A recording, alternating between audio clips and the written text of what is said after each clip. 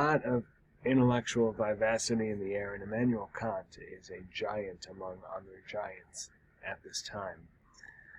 He formulates deontology. Deon means duty, and we must do our duty whether or not we want to. And in fact, when we do our duty, primarily because it is the right thing to do, that's the only time an action has moral worth.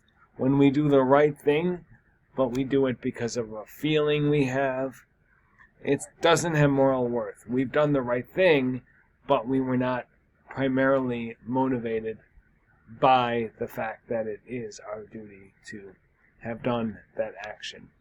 For example, a mother who gets up and nurses her child out of maternal love is doing a good thing, but since it's not from duty, it does not have moral worth for Kant. If the mother woke up at 2:30 in the morning, baby's crying, and the mother really doesn't want to get out of bed, is not moved by maternal love, would rather stay in bed, let the child cry it out, then that mother who gets up to take care of the child is acting out of moral duty. So that would have moral worth for Kant. We can act in accordance with duty, or we can act because of duty.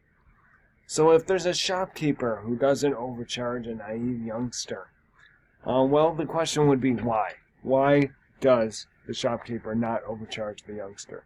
If he doesn't overcharge the youngster because he doesn't want a bad reputation and other people not soliciting his store, then he's doing the right thing in accordance with duty, but not because of duty. He cares more about reputation than the moral law. But if the main motivation is that he doesn't overcharge because of duty, then he would be acting from duty, not just in accordance with duty. So Samuelson gives an example of a driver who's interested in a romantic relationship with a girl, and her car is broken down, and he stops to help, and he admits that he was motivated to help her by his desire to go on a date with this person. So that would not have any moral worth for Kant. Morality presents itself as an imperative, doesn't it? An imperative is a command of reason. And you should know there's two kinds of imperatives. Morality is one kind of imperative. The other kind of command of reason would be a hypothetical imperative, where if we want to achieve something, then reason commands us to do Y. So if I want to go to Meyer, then I should hop on 75 and take that route. But if I don't want to go to Meyer, then why would I hop on 75? If I want to go to Canada, my imperative changes, because now I am hopping on 75, but it's 75 north, not south. So if we take away the antecedent, the command of reason either changes or disappears altogether.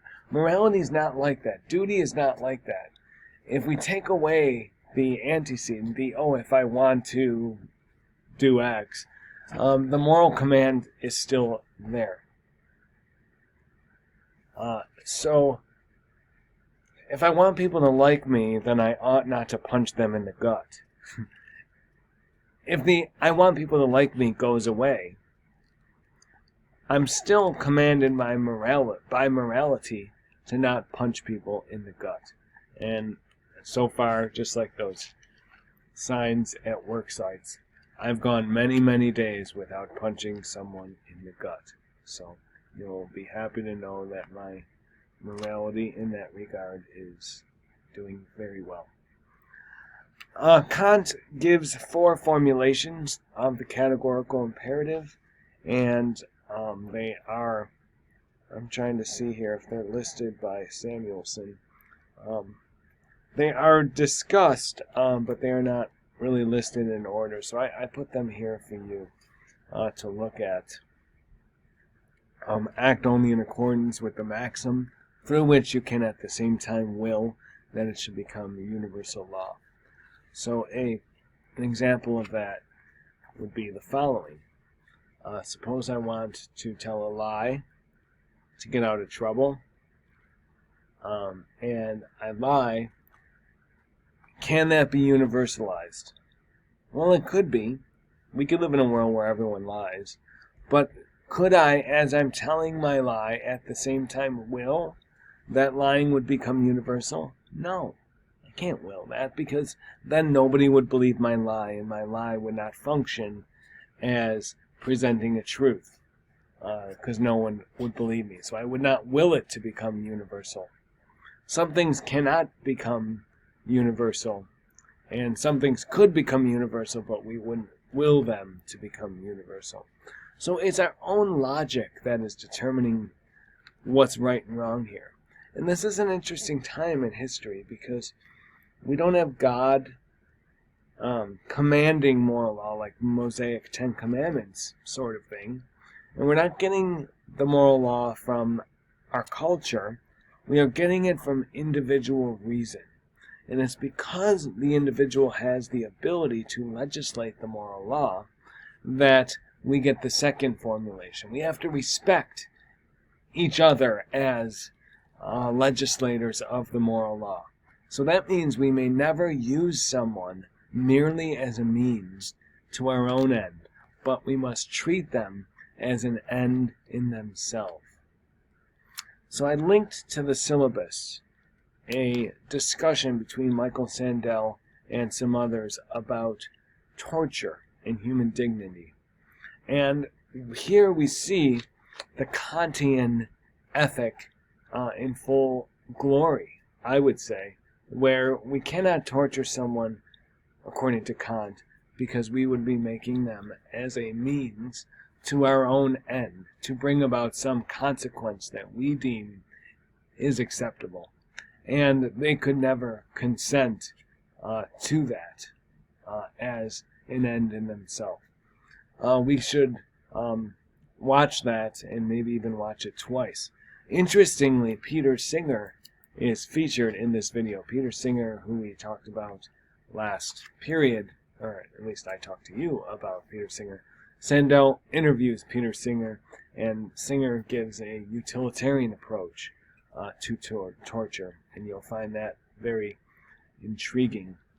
So there's a lot with Kant, and I maybe you'll want to watch this video 2 times. Maybe you'll want to read the chapter 2 times. Maybe you'll want to watch the Sandel video. Maybe you'll want to seek out other videos. But it is imperative, and not just a hypothetical imperative, that you understand the difference between utilitarianism and Kantianism, and that you think about this and how you could apply it. In a past semester, I've had a student live like Immanuel Kant for 5 days. He lived like maybe not like Immanuel Kant, but like a Kantian. So he went through his day saying, could I will that what I'm doing now be universalized? And it turned out to be a great project. So perhaps you will want to choose to live like Kant for 5 days when that time comes. So that's it for now. Enjoy your day, and see you soon. Goodbye.